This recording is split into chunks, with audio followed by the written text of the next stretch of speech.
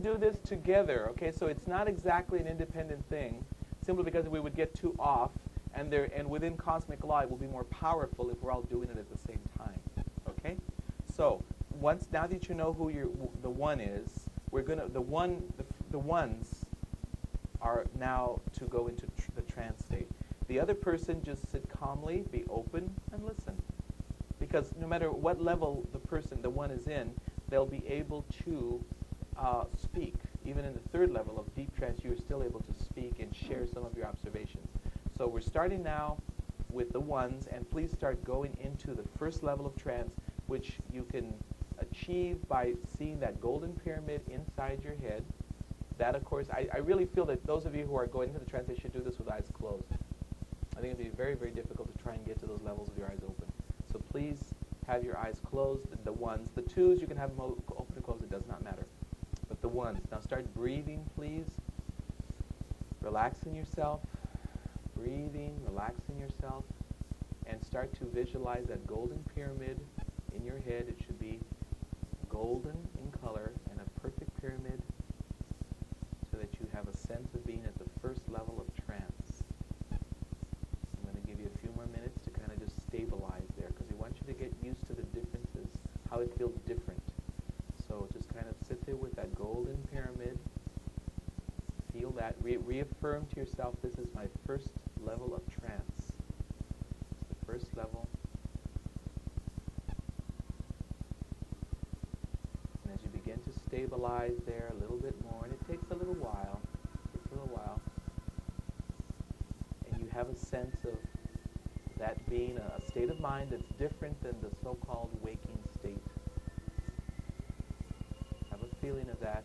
And then gently, ones, begin to put your attention on your partner. Keeping your eyes closed, I would think, would be better. Keep your eyes closed throughout the whole. Those of you who are the ones, keep closed for this. And start putting your attention gently on your partner, and see if you can notice anything that you just had not noticed before, no matter what. It could be the past, the present, the future, it doesn't matter. And when you're ready, you can gently begin to share with them, but keeping your eyes closed, staying within that state. Just gently share with them. They can agree or just, whatever, say nothing if they don't want to. And then after a while, I'm going to say, now we're going to go to level 2. So we will move into the levels at the same time. So I will be silent for a few moments, and that's going to give you time to share whatever impressions, and then at one point I'll say, now we're ready to move to the next level, okay? So feel free to share whatever that you sense or feel about your partner from level 1, the golden pyramid state of consciousness.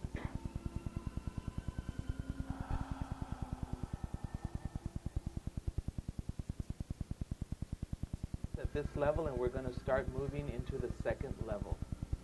So please conclude if you have to conclude. Otherwise, begin to move toward the next deeper level of trance.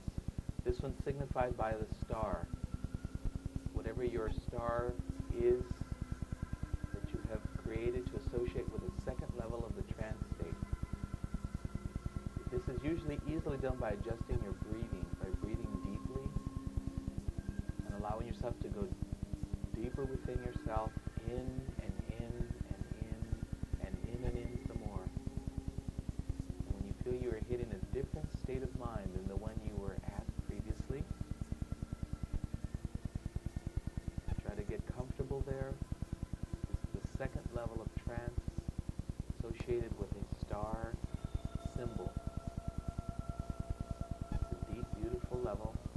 It would be an upper alpha if we were to speak in terms of biofeedback.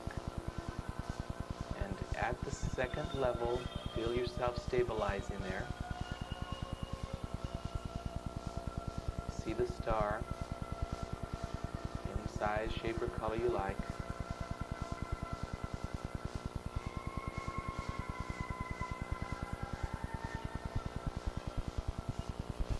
Then gently start to shift your attention towards your partner and begin sharing things at this second level when you are ready.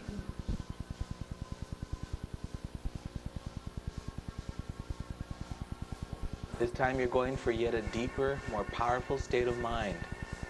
A deeper, more powerful state. If you would breathe deeply and begin to go within yourself, in and in and in. Go Go deeper within. Deeper within. Deeper, deeper, deeper. Take another deep breath and go deep within yourself until you can come to a whole new level.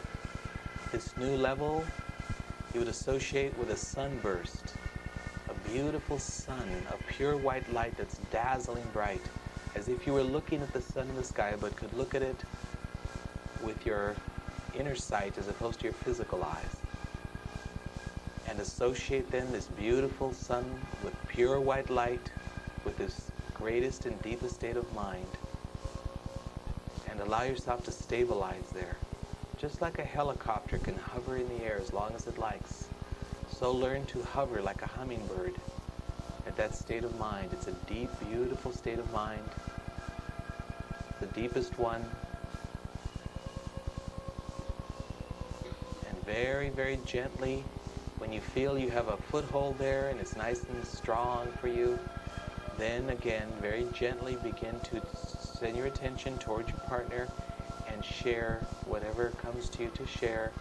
As you're sharing these impressions, you want to try not to get too animated, meaning you don't want to be talking real loud, because in doing so you somewhat break the trance state. So just like I'm speaking to you, you can share impressions and not get real excited about it, only because at this early stage of the trance work, it's better to kind of keep it a little bit mellow. But please feel free to share anything and everything that comes to you. As I've said before, there is no wrong answer. So please then, when you're ready, begin to share those impressions at your leisure.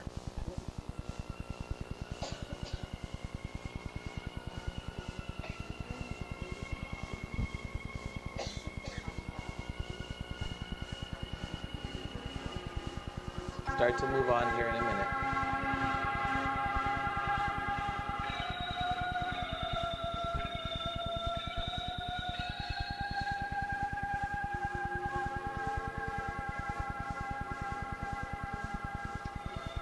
Okay, now number ones, if you would begin to gently let go, release any impressions that were coming to you that might still be around, and begin to focus gently back into your own physical body now. So you're not so much going deep within your consciousness, but now you're focusing back toward your root, your anchor, which is the physical body on the earth plane. So number ones, please bring your attention back into the physical body by focusing on the heart center. Start to focus on your physical heart and your physical body until you can feel a nice warm feeling of love and appreciation for yourself, for your life, for life itself. Become aware of the room fully around you and realize that it is now time to refocus back into the physical dimension by focusing into your physical body. Bring yourself fully back into the physical body. Move your toes, move your feet a little bit so you can feel nice and grounded and you're fully back into your own consciousness. Okay? So that's what we're going to do. I'm going to do an invocation, and invocations I always find are totally spontaneous. I really can't plan them. I simply get the feeling it would be good to do an invocation. So it's not like I have the script, that I've memorized before I got here or something. You really couldn't do it like that. So anyway, I'm going to do that, and one kind of loses oneself in the invocation, and that's what I'm going to have to do. So just for a moment, I'm going to kind of tune you all out, though I am invoking for all of us.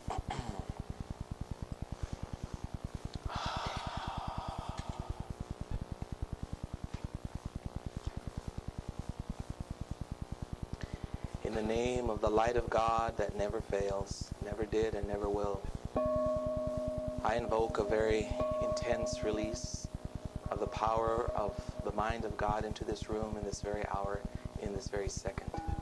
I call for an expansion of consciousness here in the light. I ask for there to be dimensional opening. I call for the inner presence and power of each soul assembled here, both in spirit and in physical bodies, to be accelerated. I call for the acceleration of the power of the Kundalini within each one in a safe and balanced fashion. I call to the mighty I Am presence within all, the I Am that I Am, to blaze forth now as a mighty fire, right through these temples, right through these hearts, and right through these souls. I call to the great powers and presence of the Lord Archangel Michael to descend here in full God power in the action of the blue ray. We call as well for the full release of the presence and power of the Lord Serapis Bey, the great master of the white ray. Lord Serapis, great hierarch of the temple of Luxor in Egypt, send forth thy mighty ascension flame here and now. We ask that each soul here might receive that wonderful light and might experience the ascension by degree. We ask that each soul here might be charged and charged and charged again with that action of that white glowing ray of perfection and purity, casting off dross, casting off dust, casting off all that which stands between us and the great power of the I Am blazing within. We call for that great fiery presence of the Lord God Almighty to be revealed to the inner sight and soul of each one here. We ask that that light might be focused above. We call for the canceling out of all of that which is of the imperfect human consciousness that seeks to resist the full and inevitable presence of that light of God that never fails. We call for bolts of blue lightning to descend from the heart of the great central sun right here and now. Bolts of blue lightning descend. Bolts of blue lightning descend. We ask that this mighty light come forth here and bring forth a great resurgence of the faith that is born on the cosmic memory of each and every soul here. We call for the canceling out of fear spirals located within the subconscious mind. We call for the binding of any of those who would dare to attempt to come here and infiltrate this meeting on the astral plane to distract the true sons and daughters of God who are here assembled to hear the living word and to hear truth within their own soul resonate as it is spoken without. We call then for the rolling back of darkness in the lives of each one here. We call for the rolling back of any domination or tyranny coming from any source whatsoever, seen or unseen, known or unknown, or embodied or disembodied. Let the light of God send forth now a mighty warning unto all of these tormenting spirits that they must consult their own interests and remove themselves right here and now from those who are here assembled, their family, their friends, their homes, their places of work. We ask that this be done now, O Lord Serapis. Send forth thy mighty light, O great seraphim. Send forth thy mighty healing power, that each one of us might receive the blessing right within the great pyramid of Giza, the great ascension fire, locked within our souls, beings, and brains, locked within our very hearts this very hour. We ask that this be done, and we know that it is fulfilled, for the call compels the answer. The call compels the answer. The call compels the answer. And lo, that answer is upon us right here and now, even in this very second of our benediction. We know it, we accept it done. It is done, and it is finished, and it is sealed. So be it. Om.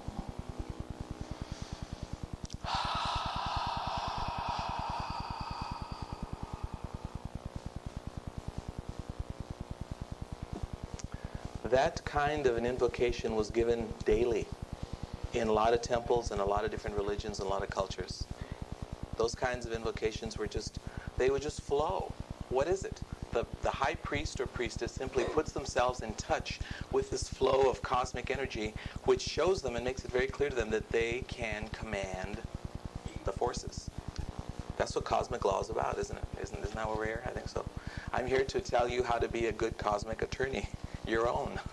You have to pay for it. You then start to find that there is, let's just dig right in here. The first law I want to talk about is called the law of recourse. The law of recourse. What does that state? You can kind of intuit it, that there's always help. Help is on the way. The law of recourse states that no matter what the problem, no matter what the seeming injustice, no matter what the negativity, whatever the darkness or the whatever, there is always a way out of it. Always. It's a law. Cosmic law. You're never stuck, okay? You're never stuck. You may think you are, and then guess what? You kick in the law of attraction and you attract the appearance that you are. And there you are, pinned like a butterfly, But the law of recourse states that there's always help, there is always recourse, there's always something you can do. Why? Because life is merciful ultimately. Life is not for the purpose of humiliating us. That's not his purpose. Au contraire, right?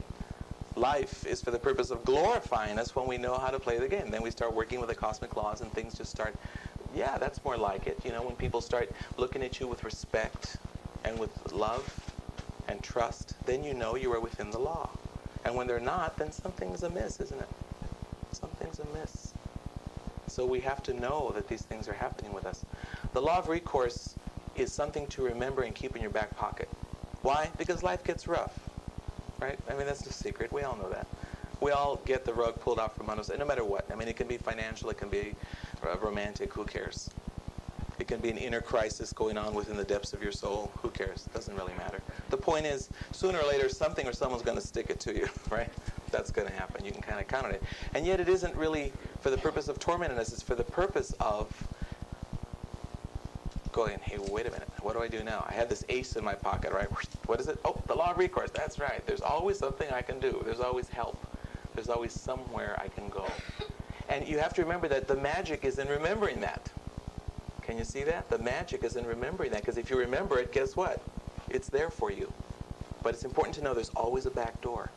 If you forget that, then temporarily you may be stuck. You may get stuck. You may get yourself stuck, is what it boils down to. See? So we always want to remember that, and can't you see that as simple as it is, how useful that is? And it really affects your whole attitude, because you don't go around life with a thought that you just might get stuck. You know you won't. As a matter of fact, you know you won't. Isn't that a neat thought? You're never going to get stuck again. Not that you can't do something about. It's a wonderful thought, right? I think it is. I love it. Keeps me keeps me happy. No, on the contrary, it's just, see, it just says you're going to lose a lot of business. He's referring to readings. People, on the contrary, because the fact that people know that there's something that I can do, but I can't think of it. You know. See, I got it covered. Don't worry. There's always recourse. There's always recourse, exactly. I can get around that one. And that's why I'm so slippery. Because I know there's always a way out. Can't you see that? Not one of you here can pin me. That's not a boast, because you should be able to say that to everyone too. Jump up and say, not one of you here can pin me. You know, that's not a boast. It's not something that I can do and you can't. It's what we all can do, and it's good to remember that, because then you use it, and it becomes part again of your constant psychology. And guess what? Because you know that, you also quit creating these little dramas of getting stuck. You know what? Boring. When you're always getting stuck, when you've always got a problem. That does keep you in business, and that's too bad, too. You know, I mean, life, again, is full of challenges, and we all know that. But really, when we know that we can't get stuck, that that's not our nature, that it's actually at one point impossible, then we again stop creating situations that would even hint at that. It just doesn't happen. You start to see it as a waste of time, really, to create dramas in which you're getting stuck all the time and somebody's always unhappy. I mean, you know, again, there's karma. I understand that. There are things to be endured. I understand that. But I also know that the quicker we get the law of recourse clear in our head, the quicker those things will start to come to an end. You know, so it's just logic. It just makes sense. Okay, let's go to another cosmic law. How about the law of identification? The law of identification, what does that say? That whatever you put your attention upon and keep there by your free will for any period of time, you invoke another law called the law of transfer of energy between any two things that relate, and you start to take on. You start to take on the law of identification. You ever notice how people who've been married a long time look alike? Ever notice that? All right, people and their dogs. Yeah, you know. It's kind of interesting, huh? Why would that be? You know, the law of identification basically warns us that anything that we really put our attention upon, we become. What happens to people who watch a lot of soapbox operas? Isn't it? Law of identification. They start identifying. Because by their free will, they're investing time, I'm talking hours a day, pretty much every day, to sit there and check out what Julie's going to do, that Brad's going to get angry about and go run off with Ken. Twist. You didn't expect that. Aren't they getting that way now, though? You know, they're not just the old, the old style. Now they're starting to throw in all kinds of wild things, you know. Or suddenly it turns out she's a vampire, you know. And bring a little Dracula on the side. Well, anyway, so you know, we know that the law of identification is always working. I'm going to say something now that I know might be a little controversial. Some of you might not like me after I say this, but I'm going to say it anyway because I feel it's the truth. Okay. Let's talk about patriotism. All right? Patriotism, in its truest definition, as I understand it, is the feeling of acceptance and affection for the ideals, the particular ideals usually held by a particular country. That would be patriotism, okay? In its pure state. In its pure state. For instance, we all have an idea what we think America or the United States is or stands for, right? We all have that. Many of us are in harmony with those principles because they tend to speak about freedom and equality and all these wonderful things that we are all actually experiencing in a lot of ways. You know, but one has to keep oneself very clear. I'll give you an example. Okay, and again, here's where I might step on some toes. We experienced something about a year or so ago, something like that, called a war called Desert Storm. Okay, that was a war that was waged by our government against Saddam Hussein. You all know the story, I'm sure. And, you know, I'm not a political science major, so I may have a little of the details off. But the point is this. At one point, I realized that a lot of people were putting a lot of attention on that war, really identifying with it. Really identifying with it. Supposedly in the form of support. I support the troops. Why? Because they thought, well, if that was my brother or sister, obviously you would, right? Because that would be, you know, someone that you know. Okay, the point I'm trying to make, though, is that one can be in love with the ideals of this country, patriotism in its pure form, and not necessarily support everything that is done by those who are currently running the country. You see? There's a fine line there. There's a fine line there. Why? Because when you identify with something in a positive way, there is a karmic exchange that occurs. Between me and you, I may be clairvoyant, I may be clairaudient, I may be a medium, but I don't exactly know in my soul that that war was necessary. I don't know that. Now, a lot of you may think it wasn't. That's fine. I totally respect your opinion. I don't know that, though, you see. I don't know that in my soul. I really don't know that. And therefore, for me to support that war when I don't know that it was necessary, I don't think makes me a traitor. But what it does do is it protects me against taking on any karma that was connected with that as to what might have been hidden reasons why it was waged. Clairvoyantly, I believe there are reasons that were not obvious or weren't all over the newspapers. That's my own personal opinion, and thank God I'm entitled to it, because we're in America, right? You know, and that's the beauty of it. See, but I wonder if you understand what I'm saying. You see, because by supporting that, I'm saying because that's a mass and major energy move. A war, hey, that's a lot of energy, and it also comes down to a lot of lives and a lot of things like that. I don't know that I want to hook in with that karmic whirligig. I don't know that. In fact, I know I don't, as a matter of fact. If I felt that our country was being attacked, I could be more readily, you know, I probably would have a little more emotional investment in it. You know, now again, I'm not trying to talk politics here, and I'm trying to just, you know, in any way sway your political views. But I'm just giving this as a very real example because I saw how a lot of people were what I considered very blindly jumping in and supporting, hey, sure, you know, our troops right or wrong. And really, they were mistaken. I mean, they meant well, believe me. I'm not criticizing that. What they meant was, I lovingly send my love to those people who are like my brothers and sisters who are on the front lines, who are getting shot at, who are getting killed.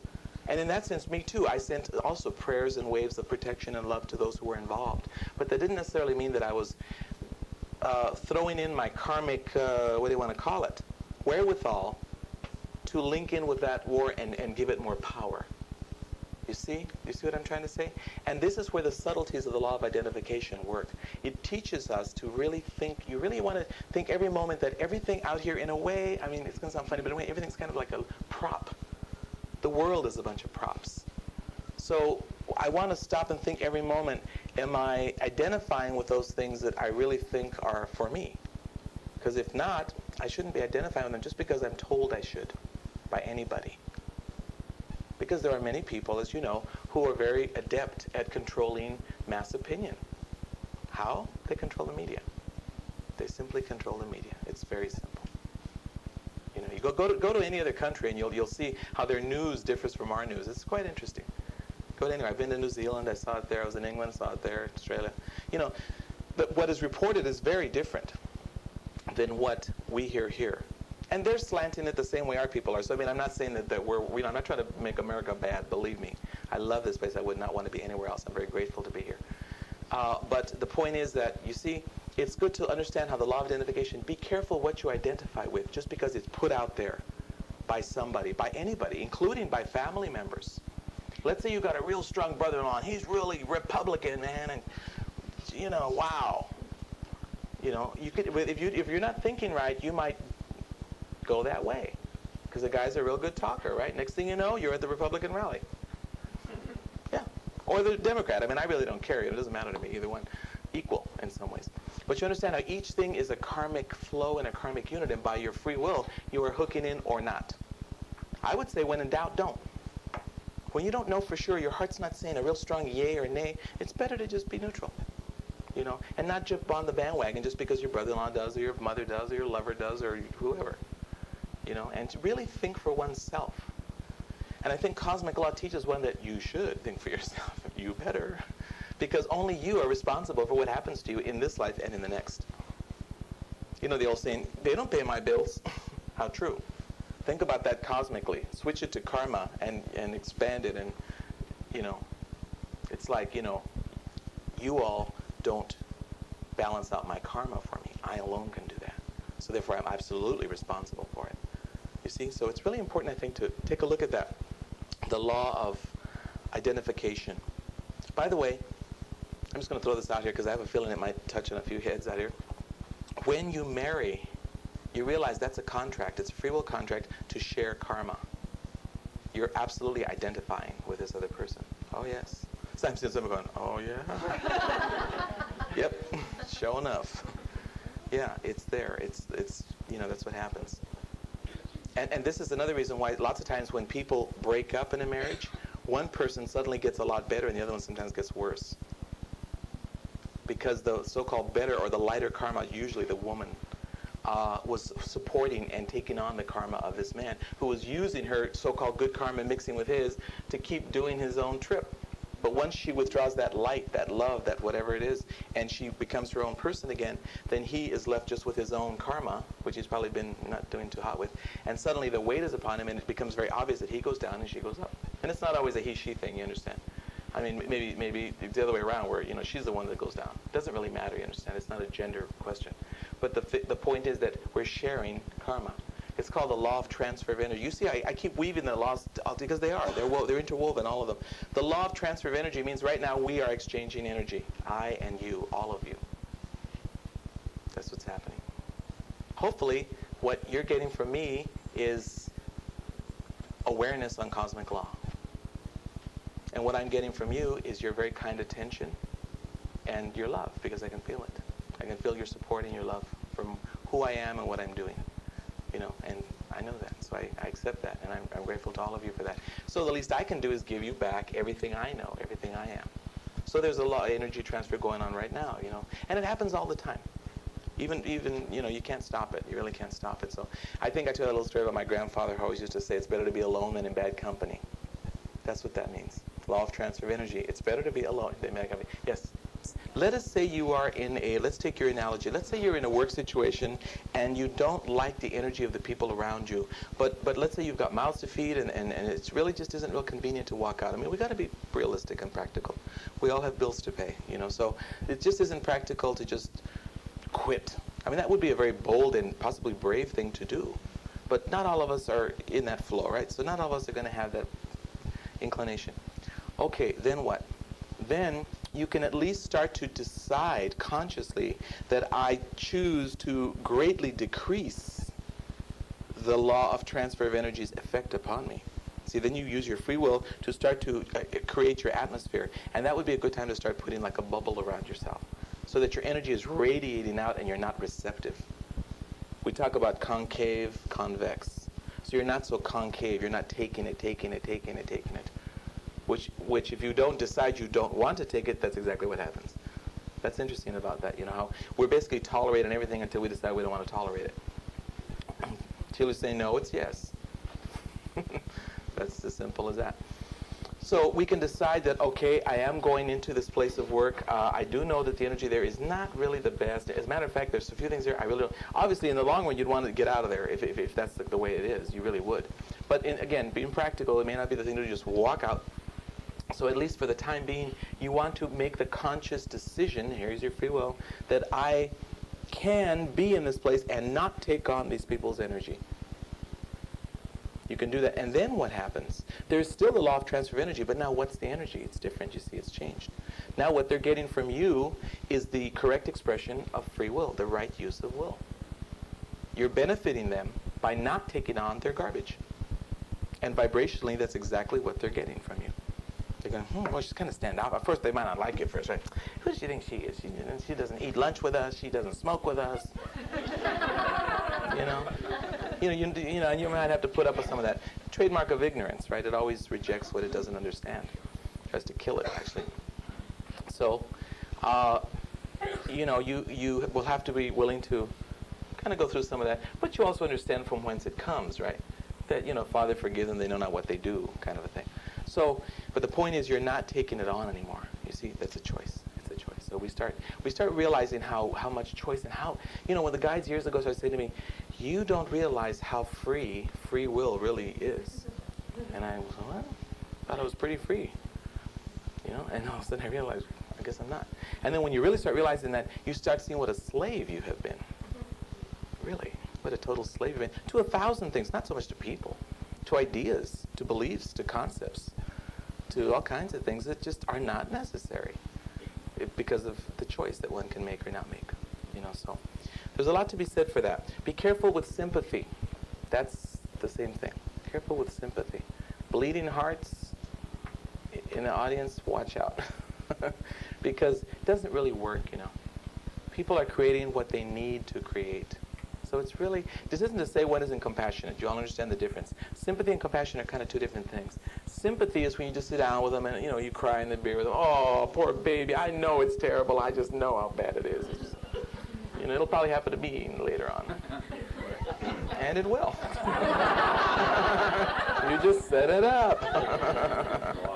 See? Yeah, that's right. You just set the thing up just by saying that, Whereas you can understand that someone is going through a lot of pain, that it isn't fun, that they could probably use some love, some help. All of that's legal, if you know what I mean. We're talking about what's legal and what doesn't work.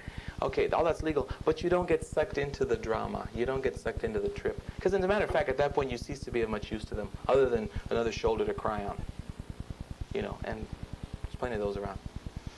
So, we start to become a little bit more clear about how we deal with people. You find your relationships just work. They just work constantly. Because you're always in your own flow, and, that kind of thing happens. Okay, have I missed anything on the law of identification? Probably not.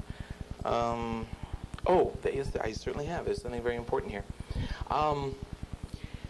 We've all gone into homes and seen people who have things like crosses on the wall, pictures of, often Buddha or Jesus or Mary or, some icon like that, okay? These things are actually spiritually uplifting, because the law of identification would state that whatever you have by free will in your home, you are inviting, right? You're inviting it into your home. So to have a picture of the Master Jesus, even if, you go into maybe the home of a friend who's like a real born-again Christian or something, and they got a picture of the Master Jesus, you have to understand that, well, at least they're inviting enlightenment. They're inviting some of the things that this Master is good for, So why not? Who are we to say they shouldn't have that? I know some people that get irritated. Oh, you go in there and all I see is a bunch of crosses on the wall. They're like, I'm in church, And maybe that's how the people want their home, like a church. Nothing wrong with that. You go to most Hindu homes and you'll find that they have definitely things in the home that will bring in the very spiritual. So in a way, what I'm saying is, by the law of identification, it would seem to be beneficial to have something in one's home. Now, if you walk in a home, for instance, if I walk in a home and there's not one thing that has any spiritual, hint or significance, and just a bunch of little cute little knickknacks and all kinds of little things, cute little trophies and stuff, what is this? I just feel like whoosh, just cleaning it off. Put something that means something. Even a rock would be more significant. He would remind you of the earth or something like that. You see? So I would say, take a look at your knickknacks. Because by the fact that they're there, your free will, they're doing something. They're keeping something going.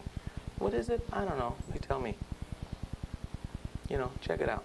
But you may find as we start to look at these things, that everything means something. And just because that some little thing was real cutesy, 6 years ago, you're not there anymore. You're not there. You're not 6 years ago. So consider looking at some of those things and seeing some of the things that you do have in your home, because those things are affecting you every second. They're adding to the atmosphere of the home, right? They really are. So we should do that, and it's okay, to have a picture of something nice. I mean, it doesn't have to be a big, huge picture of Jesus. It doesn't have to be that, if you feel that that's a bit much. It could be like a picture of a waterfall, a picture of an angel, a picture of a starburst. It doesn't have to be necessarily Jesus, Mary, and Joseph kind of a thing.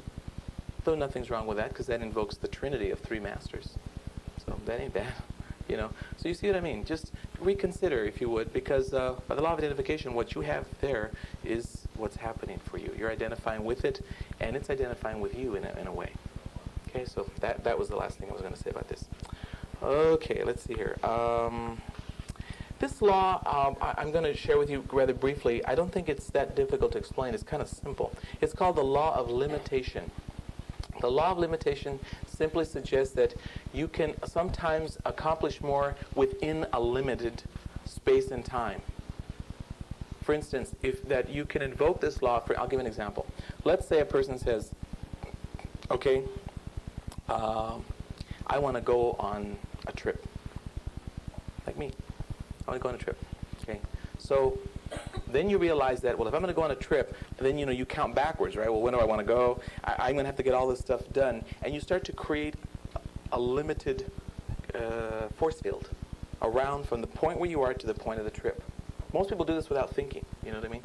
But it's kind of good to invoke that law of limitation, because it kind of gives you parameters. It gives you walls to get something done in. See, that's a real good thing. For instance, even an invocation in some ways is an aspect of that, because you're saying, I'm invoking this specific things, I'm limiting what I'm invoking for this particular group at this particular time. That's like a limit. You see what I mean? I'm being very specific, and I'm limiting things so they can come here right now. For instance, let's say I need to find a new home. I can tell myself, I will find that home by the end of September. There's my limit. Wham, there's the wall. That sets up a force field, and it forces my subconscious mind to do that. If it's like, well, I'll find one when I find one, then you just keep going on and on and on. It's one of those things. I've wanted to move out of my house for like a long time now. Some of you know that. But I've never put the law of limitation. And I'll tell you why. I've done it rather consciously. For one thing, I don't have to move out. My landlady likes me. And it's just more convenient to stay there. But that brings up another law, which is the law of inertia, which basically states that things will tend to stay the same, unless acted upon by other forces. So you will find that with the law of limitation, you can, like I said, set a limit. You can set something there, and then it'll kind of work better for you. It's like making an appointment. That's a limitation. It's not just let's get together Tuesday at 8:30, and then it locks it in. See, it seals it. So that's a very simple law. I didn't think I'd have to go into too much detail with that one. Now, let me also say this. When you work in a place, as I mentioned, where you don't like the vibes, for instance, obviously the thing to do is try and get out. But until you can, the law of limitation, you can decide, as I mentioned, when you're saying to someone, or not so much saying, but when you are invoking that their effect on you will only be so much. That's an aspect of the law of limitation. You see, you're putting a limit there. You're saying, I will only be influenced by these people by the good, whatever good I can get from them, whatever good I can send to them. That's it. So you see, it's kind of one of those things. Okay, what we're going to do now is we're going to do a meditation. So if you would, get in a meditative way. This is a meditation I like to do a lot. We might have done aspects of it, but I'd like to do it some more.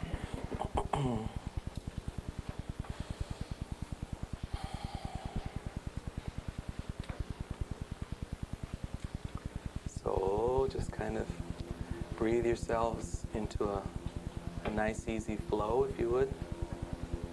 Breath is real useful.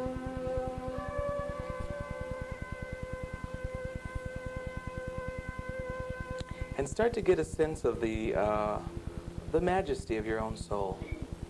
Get a sense of the greatness of yourself. It's there. Really, it's neat.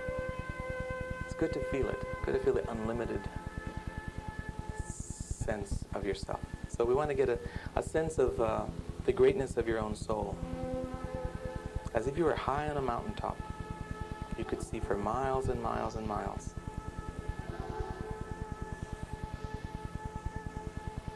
Feeling very, very free, very free. And if you would, begin to have a sense of personal power.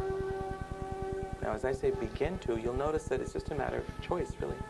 So I'm just suggesting, if you would, begin to get a sense of personal power that goes right along just with being who you are, being a soul, being an aspect of God, really.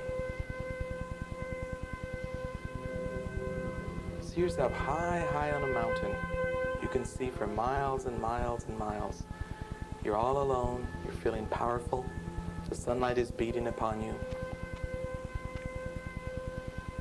And then begin to, from this place where you are, rather more in your spiritual body than your physical, begin to contemplate the role that you're playing on earth. We're all playing a role. The gender that you are, the sex that you are, the name you have chosen, your station in life, that is a role. You've chosen it just the same way an actor or actress chooses a role that they feel would be real useful to add to their repertoire of acting and to empower them. Usually, most good actors and actresses will choose challenging roles, something that's going to really stretch them to the next level. Now, these roles don't really matter in and of themselves what they are. For instance, an actor or actress could choose to play a terribly villainous role. It's not that they are a villain, but that it would be very challenging for them to play that, you see. So think in terms of the role, and I'll bet you can see some rather challenging aspects of it. I imagine you can. So look at those really challenging aspects for a while. Look at the role that you're playing on earth. That person that you call yourself, that your ID says that you are. It's just a role. It's got to be made real, though, so, you know, it goes right along with ID and driver's license and all the rest of it. And begin to realize, if you would, that probably some of the greatest challenges to that person that you're being, that role, are that person's fears. Because fear can really do it to you if you don't know how to deal with it.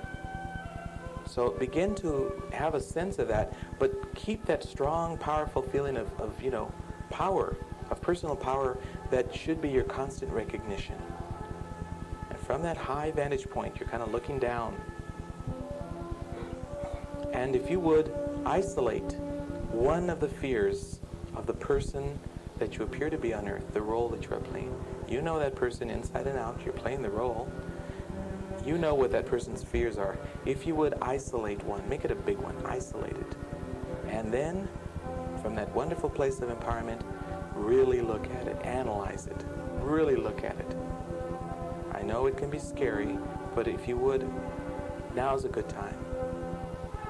You are not only in the power flow, but you are also experiencing a flow of power that is multiplied by the other souls who are doing this at the same time. So this is a release of power, we could say, from the inner realms that we're all kind of coasting on. It's like surfers riding a huge and wonderful wave. It's a wave of power. So use it if you would, to your own empowerment, to your own freedom. And take a look at that fear, whatever the fear is.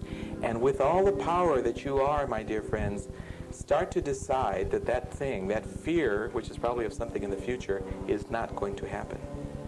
Yes, you can decide that, you see. You can ward it away. Until an event occurs, physically, it can be affected. Until an event physically occurs, you can change it, you can neutralize it. So start to have a wonderful inner, like a chord. Just decide within yourself, you can do that. I encourage you.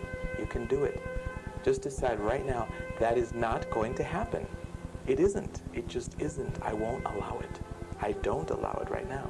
I realize it was of my own creation. Somehow, somewhere, I took it on as a possibility.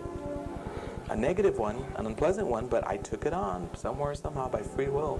Possibly just by ignorance or tolerance, I took it on. But now I'm enlightened enough to know that I don't have to accept it. I don't have to accept that COD package when it is delivered to my door. I can cancel it right now en route before it arrives. That is within my domain. So I encourage you to decide that that thing, that fear you had, notice I say, is not going to happen. Really, just decide that. You have that power. You do. It is not going to occur.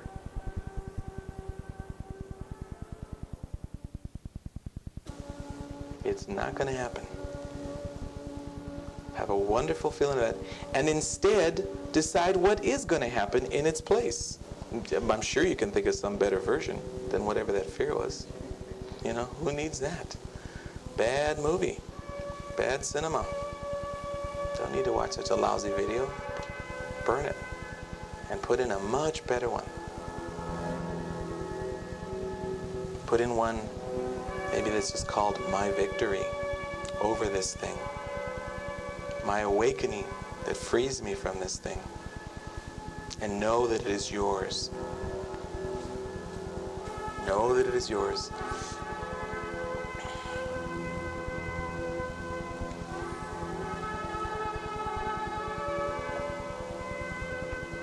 And then, having done that, let's do it again.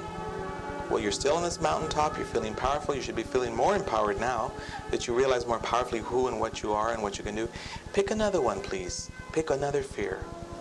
Some other, negative, unpleasant possibility that somehow has crept into your realm of the mind. Some unwelcome possibility. That's all that fears are, of course, you realize that. And begin to, you isolate it. It's just like a bird gets in your house and it doesn't belong there. You just try and catch it and throw it out the window. Where it belongs, gone. So you pick your next fear, same thing. Be willing to look at it. Be willing to look at it. Be willing to look at it if you would.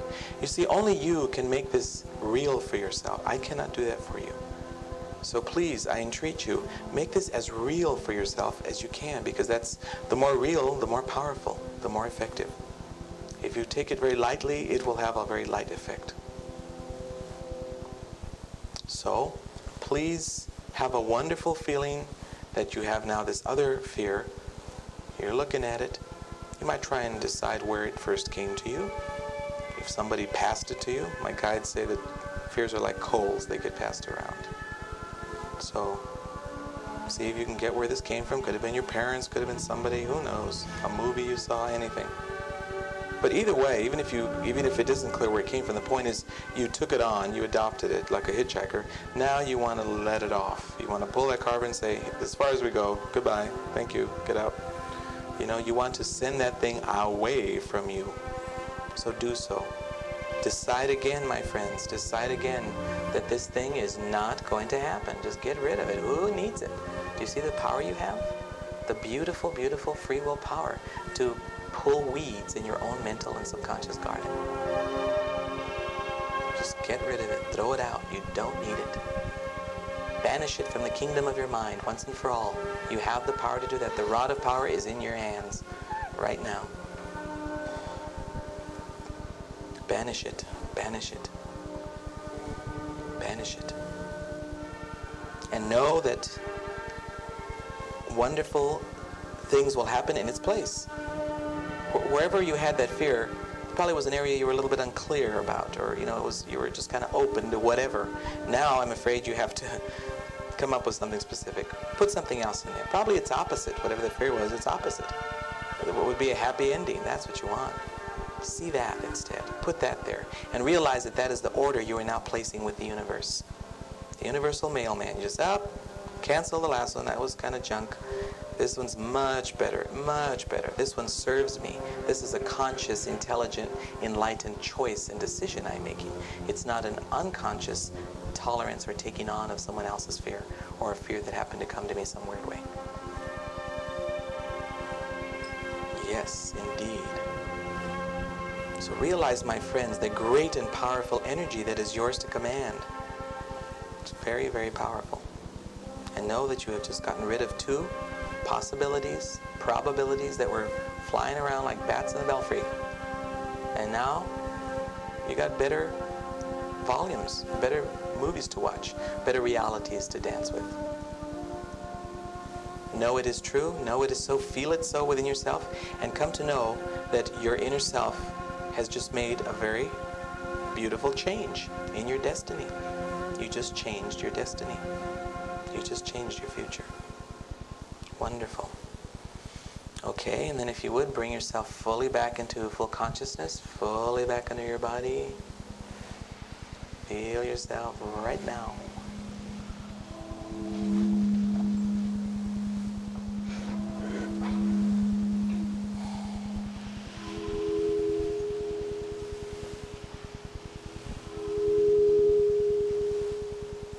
Good. Something as simple like that is what we just did. Why is that not taught in school? That's what I want to know. Why don't we teach our kids to do this? To get rid of their fears by that way. You know? Someday it will be so. Because as we start to realize more and more that it is our minds that cause everything to happen, we'll start to notice the obvious, which is that if we can just start to give more attention to the inner mind, then the outer world won't take on such a artificial, power over us.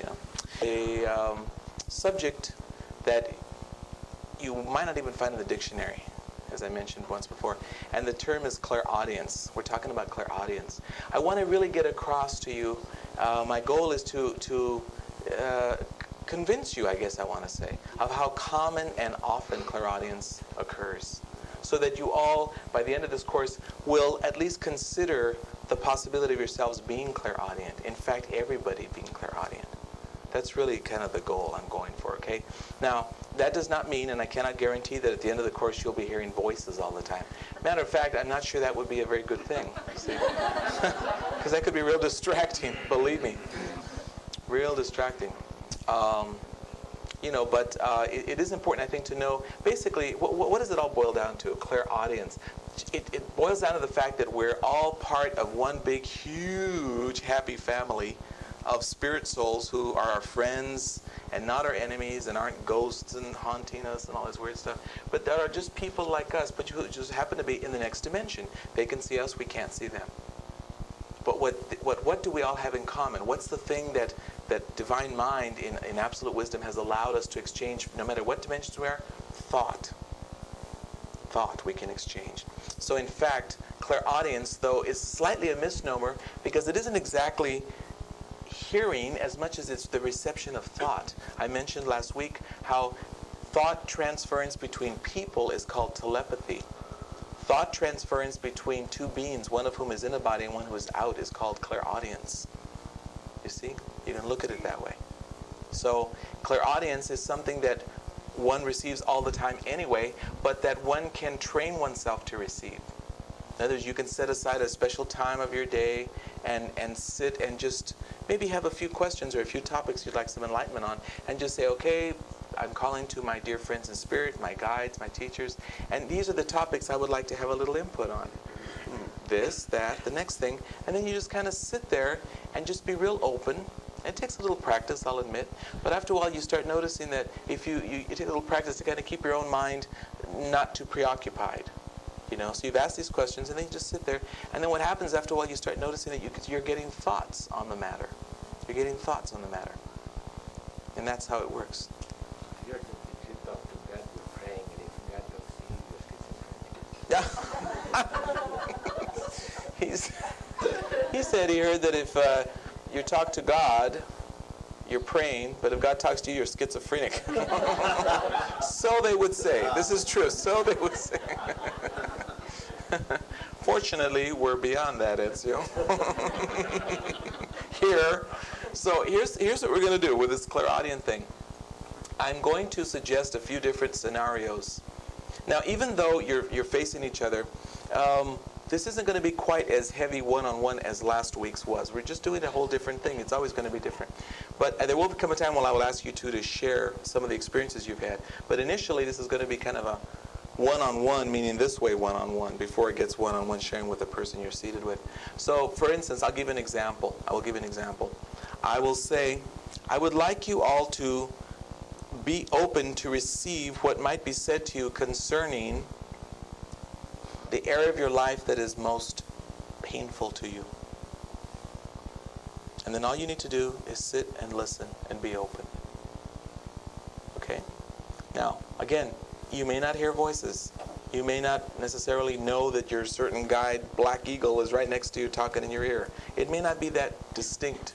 The point is, whatever comes to you. That's the idea, to be receptive to what comes to you, because we're asking, law of limitation, for a very particular thing. And indeed, what's happening here is that, I happen to know, because I'm clairaudient, that the spirit people and all of your guides, some of whom I can see, are working with us with this one. In other words, it's almost as if they're standing or floating, as you will, right next to all of you, just waiting for us to begin this exercise, so that they can sit there and they're really, in other words, they want to use this golden opportunity and really get things across to you. So all you need to do is just be open and see what comes into your mind, and really not doubt it and not say, oh, that's just me and that's my imagination and da-da-da. Even if it were, the point is you're still getting clarity, theoretically, on what we're talking about. Okay, so I want to give you an example to see how subtle clairaudience really is. How 9 times out of 10, what our clairaudient messages we will assume are our own thoughts. It's only when you start playing with this you start realizing how easily thought can be put into your head, and you start realizing how. And then you start noticing the difference, and you do start seeing how that's being told to me. And there'll come that day when out of your mouth you're going to say to someone, I'm hearing that. Or I'm being told that. You'll just say it spontaneously one day, because it will have reached that point of realization where you realize that that's exactly what's happening. It is not your own thought. You weren't even thinking about it. It was the furthest thing from your mind, and wham, there's the idea in your head. That's clairaudience. Okay? So, and then by the time, and then when I ring the little bell, it means, okay, basically, if you would, phase that out, open your minds again, and then we'll go for the next thing. Now, mind you, I don't even know right at this second what I'm going to suggest this. I'm going to get that clairaudiently. Okay, so just so you know, I practice what I preach. Okay, so let's see. The first thing that we're going to, I see, we were already given it. That's what I said. Okay, the first thing that we'd like you to listen for, my dear friends, and mind you, we're going to combine this with some of the trance work we did. If you would like to go into one of those levels of trance that we worked with last week, feel free to do so. The first level of trance had to do with the pyramid. Some of you may not have to go any deeper than that to get that information, but feel free to go to any level you like. So this is not really so much the time of sharing as the time of listening, the time of receiving. That's really what we're doing here. We're having a nice mass, clairaudient, receptive session. That's really what we're doing. And then after a while I will stop and say, okay, now please share your impressions, and then I'd like you to share whatever you're comfortable with your partner. Okay, so the first thing that we're asking for information on is the area of your life that is most painful to you, or that causes you the most grief. And allow for your spirit friends, whoever, to share with you some information about it. The goal is to receive something that you had just not thought about.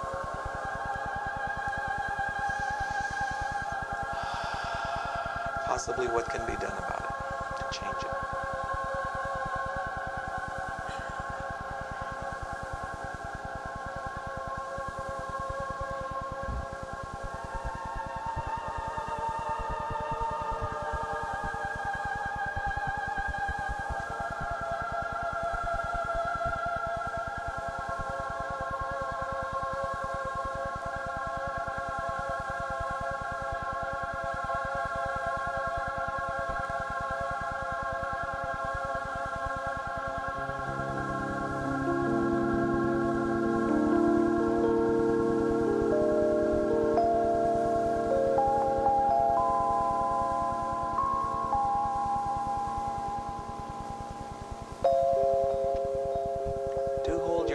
On the topic, please, because in doing so, you will make it easier to receive information about that topic.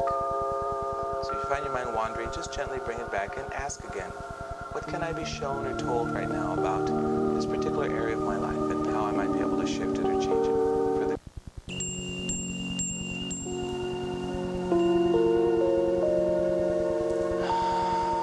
gently let that fade, gently let it go.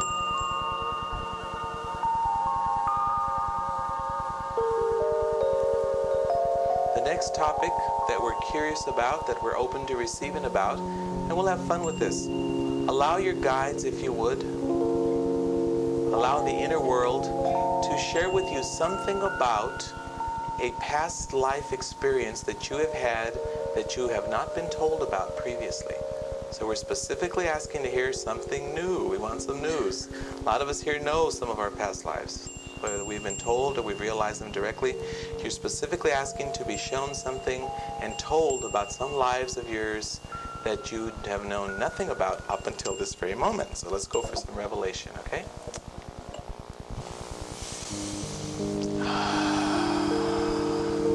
Curiosity is what you need here, an openness, a wanting to know.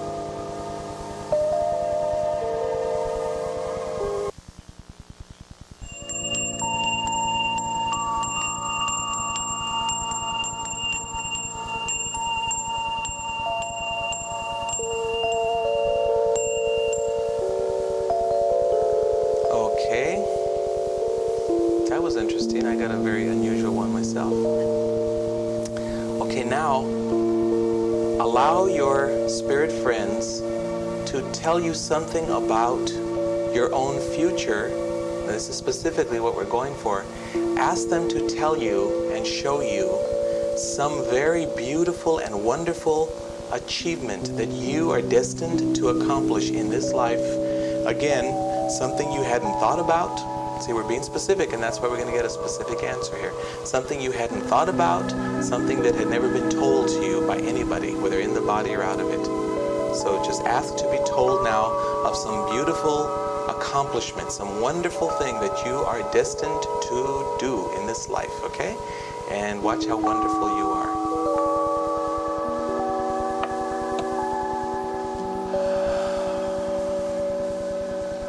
Some incredible good deed.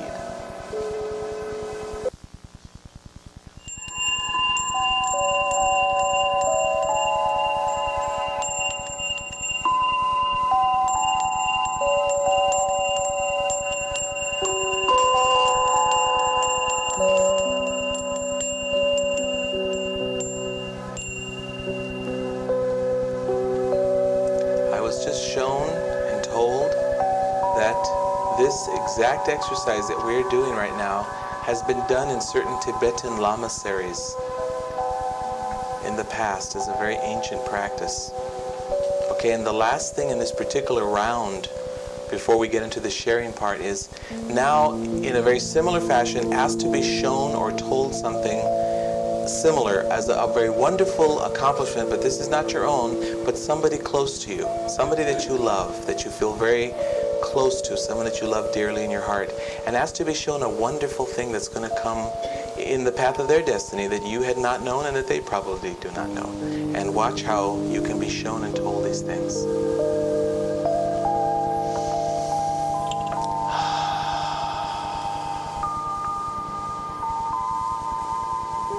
The asking of it opens the door.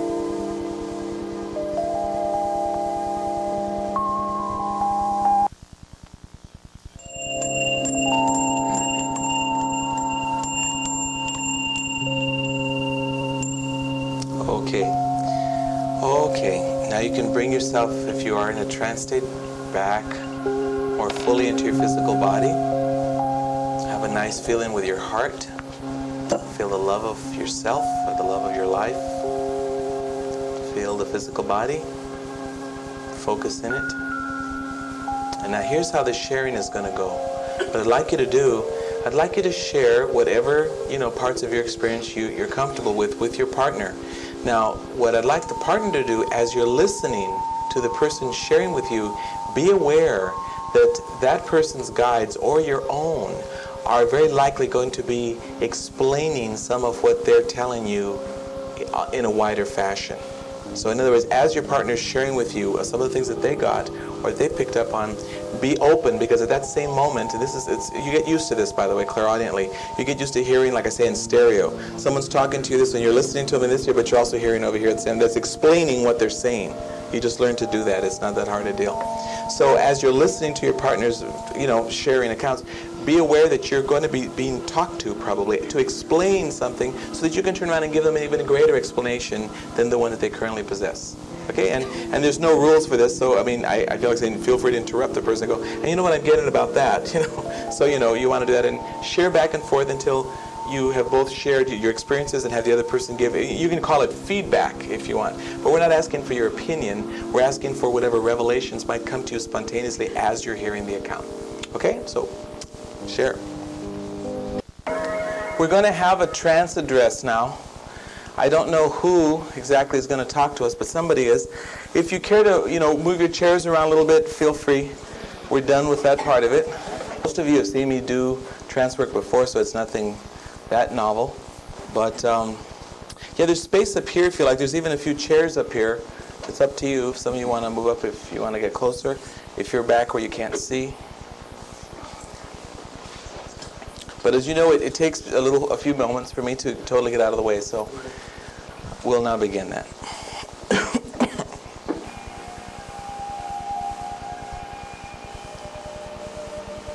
My beloved friends of the ages,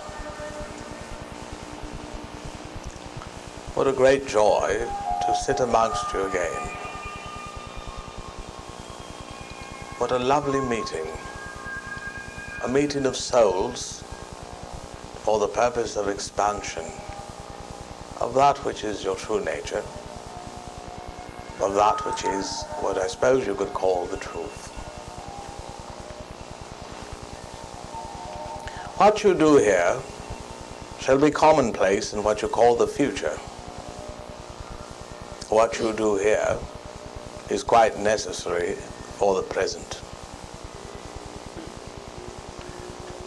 When one speaks in terms of time, past, present, future, what I suppose is not so obvious is that the future is literally your choice. In a way, there is no future. There's only the continuing out-picturing of your choices. There be some in the country of India who at this very moment are seated in caves, deep recesses within the rock walls, and they are, as it were, totally concentrated upon what? Well, I can tell you one thing, friends, it isn't any worldly desires. Indeed, one could almost say they're concentrating upon not having a single desire. None at all. None. That would include the desire to live, for they already know there's no such thing as death anyhow. You can't die, so that becomes a non-reality. So in life thus, and wanting nothing, nothing at all, desiring nothing at all, they themselves then move ipso facto into what is called the law of the one, where there is no opposite, there isn't cause and effect, but rather, as the mystics have oft depicted, it is the serpent swallowing its own tail. It is the infinity symbol. It is always now. You see, for such as these, there need not be a future. For what is the future but, again, the inevitable outplaying of what one expects, wants, desires, or is creating? When there is a cessation to all of that activity, by stopping the desire mechanism for one thing, then what? There's no future, is there? What for? You don't need it. The future is only there to bring you the results of what's going on now. But when one focuses only on, dare I say, nothing, it isn't quite nothing, is it? To rather be something, but with no desire, thus creating nothing, thus causing nothing, there be no effect really to be awaited in the so-called future. Then what? Then almost the mind turns inside out and simply becomes the perceptive one in the now. It's a very lovely exercise. You might try it sometime. Why should I bring this to your attention, my friends? Well, for that precise reason, that if you really want to give something like a tune-up to your heart, mind, and soul, you might attempt to just be quite still and have no sense of desiring anything. And mind you, as simple as it might sound to you, watch and see, you might not find yourself able to sit very long without some kind of a desire coming forth. Why, even if it's just to, get more comfortable. Perhaps to quit this silly thing, get up and go get on and watch your television, whatever it might be. Go call your girlfriend. Have a pizza, anything. Yes, I know your ways, dear ones. I know your ways quite well. I must say and must admit I'm a bit of a voyeur.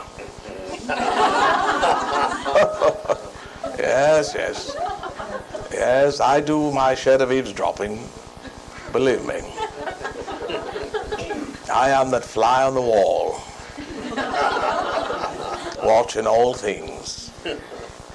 And yet, could I say that it is my free will so to do? I rather view it as my job, in that I choose to be aware, that is all. And I mean harm to none. But yet I say, dear friends, do think on these matters. For I tell you, perhaps the law of the one is the most powerful law of all. It takes you directly into the bosom of God. For what could God possibly yet want, you see?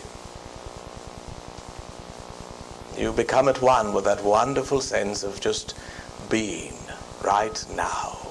Just being, just experiencing the experience of life itself.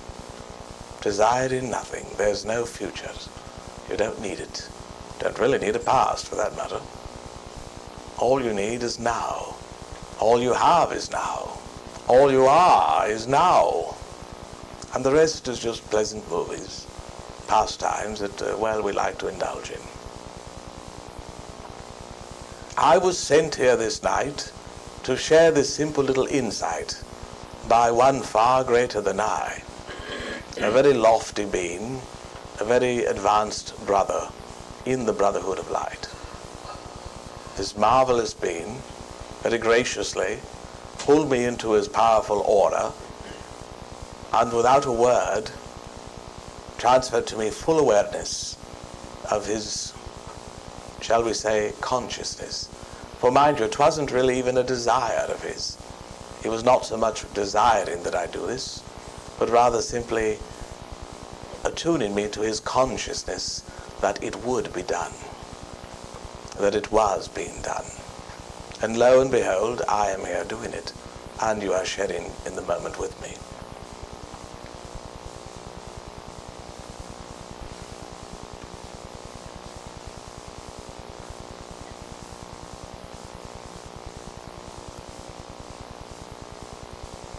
When we do sit and calm and be, believe it or no, though it would appear to some, the very worldly I would think, that one is being, frightfully idle.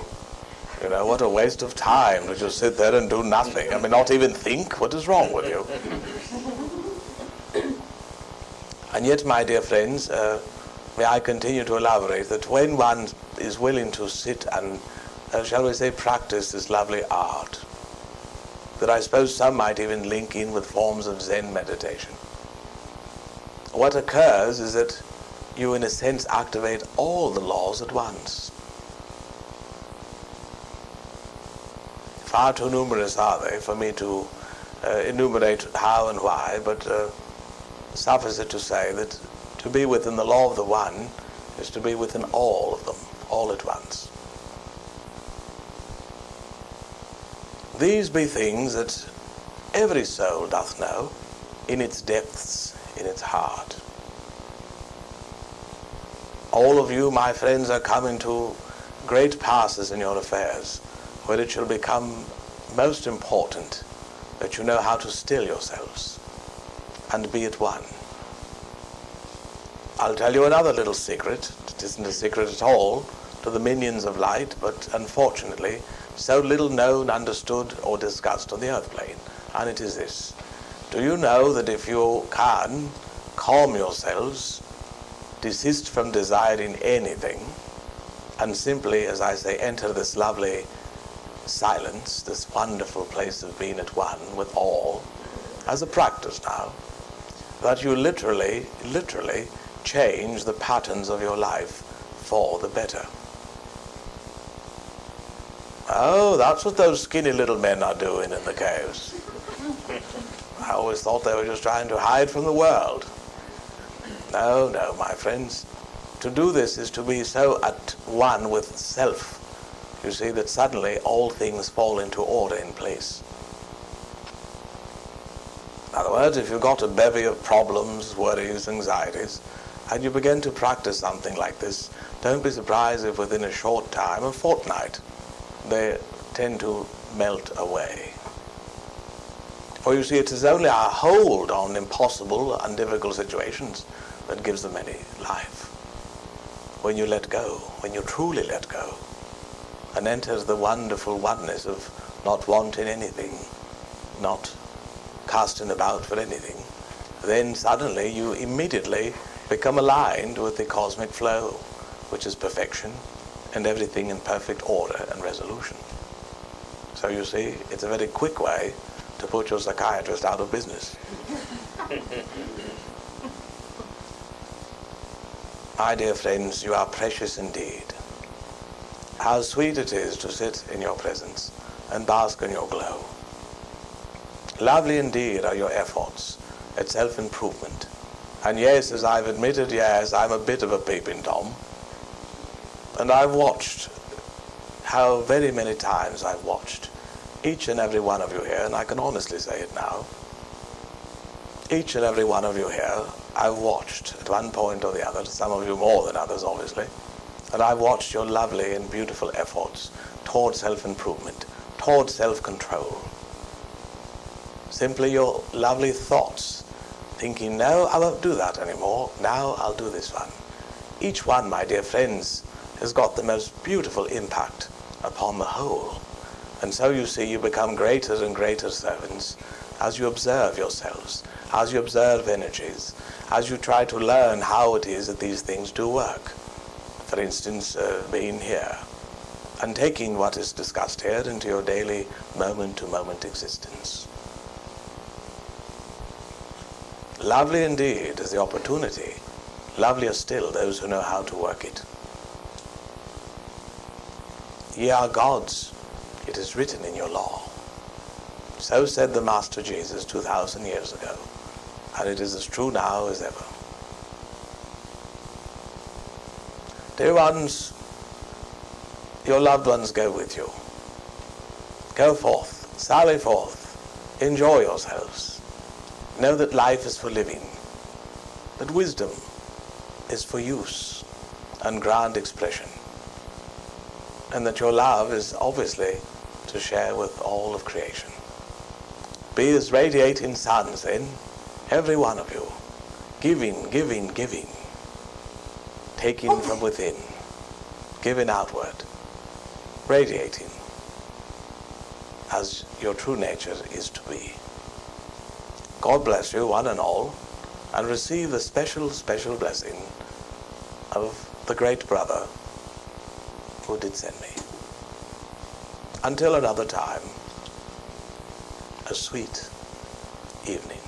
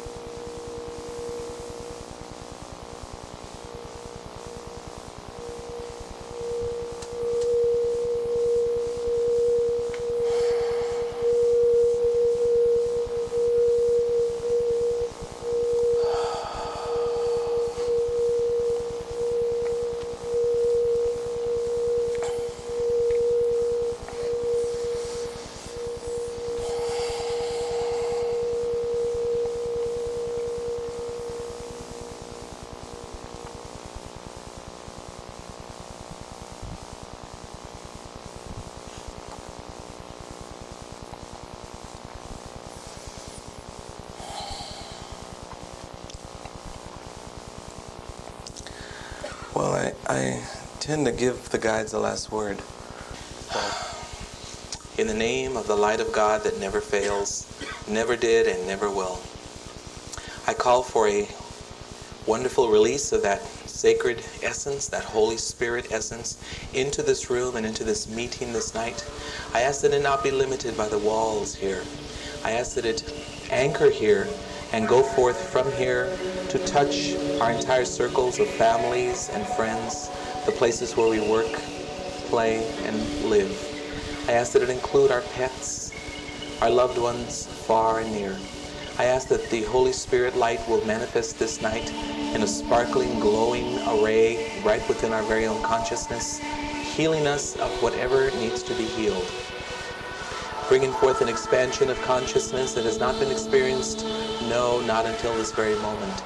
We call to those great beings known as the Lords of Karma to hear this call and answer, to send forth now their mighty minions, their legions of light, to send forth now the angelic hosts to accompany us to those places that we frequent, to there implant a wonderful blessing, a wonderful clearance, a demagnetization if necessary, of whatever entrenched energies might be there that would be counterproductive to our spiritual growth and that of our brothers and sisters who do share these spaces with us. We call for the greatest light this night to manifest. We call for the great cosmic beings, many of whose names we may not know, to please take note of what we do here, to stand amongst us, to walk amongst us this night, to touch us, to heal us, to bring us a great alignment, and also to, in this very moment, bring us a very powerful multiplication of our own effort to make a step toward the greater ascension in the light. We ask that this be done, and we accept it done in full power, knowing that the call compels the answer and that the cosmic law is always fulfilled. So be it. Om.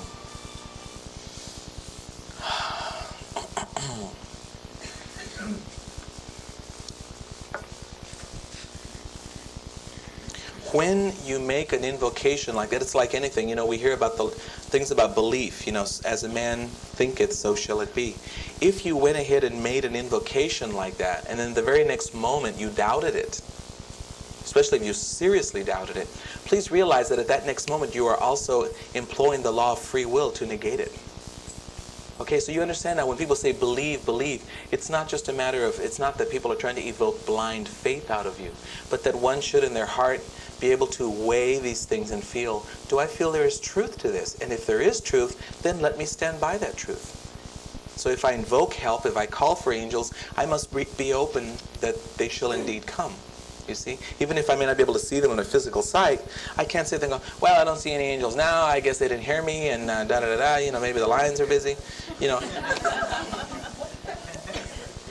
Those things don't apply, right? Cause and effect. We're moving in this living, breathing omniverse that every part affects every other part, and we have to have a sense of that, So if we call forth something, we have to know this is so. And in so doing, you take the greater responsibility as a God unit, as an aspect of self that can affect the whole. It's true. If there was one of us here that knew that law and everybody else was just not in alignment with it, was bickering, was angry, was creating trouble, that one individual by making the call and saying, in the name of the higher forces and powers that be, in the name of the higher self of everyone here, I ask that this entire meeting be changed into a more divine meeting, and that the divine self of each person here take control, and that it be in divine hands and not in human hands. By the individual calling for that, they literally are fulfilling a link in the law, and guess what? It is done. At that moment, you've kicked in an ingredient into that particular room that wasn't there before. Now, I know that, again, I've said this before, but I want to stress the importance of it.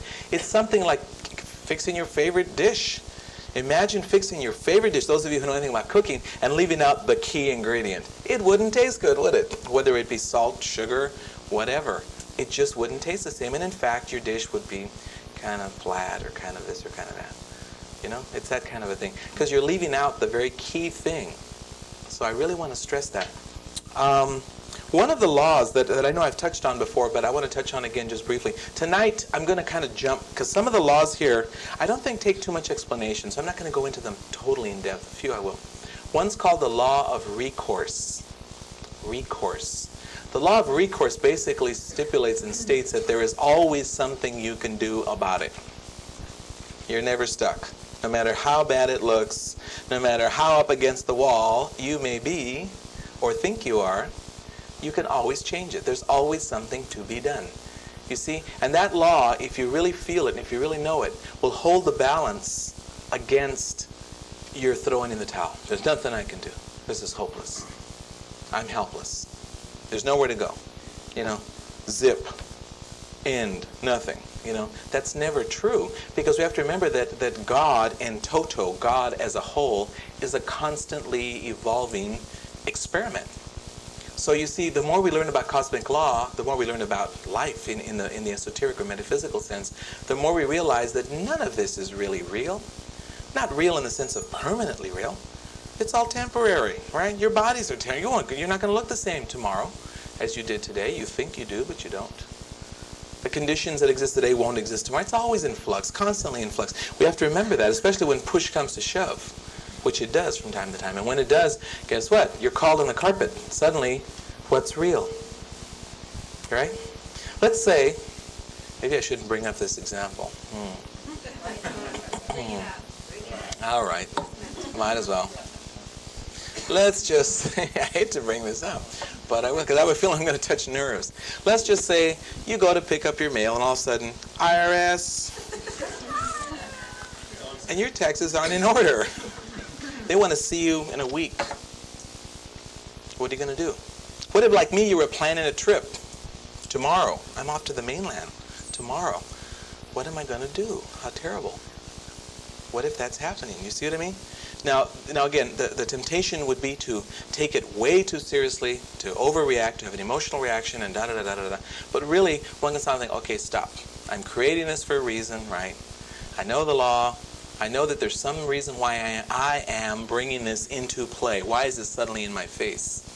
Why must I suddenly deal with this situation? And I must. One way or the other, right?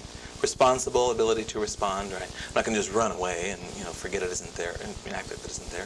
So, but one must always remember, but there's the law of recourse. There's always something that can be done.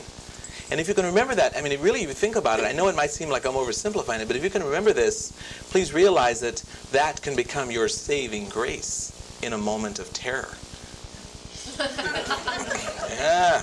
It can. Otherwise, what? You submit. You get concave. You cave in. Okay, and you're a victim. The next second, you are a victim because you don't know how to deal with it, or you think you don't know how to deal with it. And what's more, you think it can't be dealt with, or that's it. Nothing more to be done. And there's always something to be done. So we have to remember that law of recourse is there. Another law that I thought that we should talk about a little bit is called the law of correspondences. That basically states that as above, so below. You've all heard that. What does that mean? That anything that's happened in the physical world first has occurred in the subtle dimensions, and guess what? If it surprises you, you didn't catch it. Something was happening up here that wasn't seen or foreseen. The law of correspondences basically states that what is occurring physically is also occurring on other dimensions. Why? Because we're multidimensional beings. None of us are just a piece of clay sitting there. None of you are just a big blob of flesh and blood. You're not. So you are a multidimensional being. Therefore, your experiences are multidimensional. Now, for some people, that might get kind of scary because they think, well, God, if I'm waging a war physically, what do you mean now I got 10 wars to wage on higher levels? You could think of it that way. You could also think of it like, well, wait a minute. The physical plane is always the most difficult to negotiate. So maybe I need to backtrack and get up and change what things occur up here, and then this will fall into place. If I can correct it up here, this falls into place. That's the power of the law of correspondences. What's a practical use of it? Do you see what I mean? That's how it works. In other words, most situations are spiritual in essence, in that all things are spiritual. We must remember this. Everything is spiritual. Nothing is not spiritual. The most vile and terrible crime is spiritual at its inception. Now some people go, how can that be? Well, because of your connotation of the word spiritual. You think it means something pure or good or holy. And I use it in the definition of having to do with the spirit. So I'm not putting a good or bad on it, you see. So everything begins at the plane of spirit. Most of us, because we're not open at that high level, have to wait till it hits the mental plane, which is the next plane down. When it hits the mental plane, it translates as what? As a decision. A decision. And you may make that decision very quickly, very automatically, very subconsciously, but the point is, it does hit the mental plane at some point. It must, you see. That's how that's how things cycle. If mentally you don't, let's say, catch it as a decision and or fall into unconsciousness or make an unconscious decision, not to your advantage, guess what? It comes down a little bit more, and it becomes now an emotional issue. Now it's something your emotions are going to deal with. If you emotionally don't recognize it and or play ostrich and or whatever, it'll fall right into the physical world and it's right in your face. Wham! And then you call it a physical event. That's why, until a physical event occurs, it can be altered. Once it occurs, you must deal with it as such. And that's that, right? Once you get the letter from the iris, okay, what am I going to do now? You see, and then you have a decision to make, which you should have made before, actually. You see?